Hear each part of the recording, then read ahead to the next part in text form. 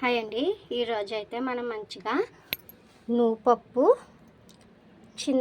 నువ్వుపప్పు పచ్చడి చేయబోతున్నానండి. దానికి కావాల్సిన పదార్థాలు: వేయించి పెట్టుకున్న నువ్వుపప్పు, వేయించి పెట్టుకున్న పచ్చిమిర్చి, ఉల్లిపాయ ముక్కలు, సాల్ట్, చింతపండు అండ్ పోపులండి.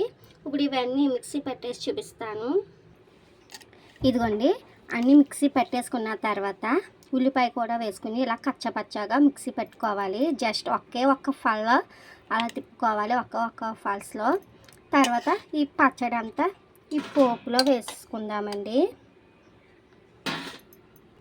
ఇంకండి, చూసారా, మన ఎమ్మి ఇది నువ్వుపప్పు పచ్చడి రెడీ అయిపోయింది. ఇది ఆల్ ఐటమ్స్ టిఫిన్స్లోకి, రైస్లోకి వస్తే అండి, వేడివేడి అన్నంలో కొంచెం నెయ్యి తగిలించి ఈ పచ్చడి కొంచెం వేసుకుని కలిపి తింటుంటే ఉంటుందండి.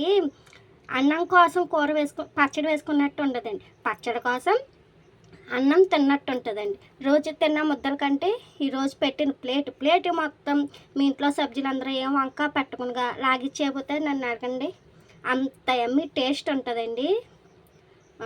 నా ఛానల్ చూస్తున్నారు కానీ ఎవరు సబ్స్క్రైబ్ చేయట్లేదు. Please friends, like and subscribe, share.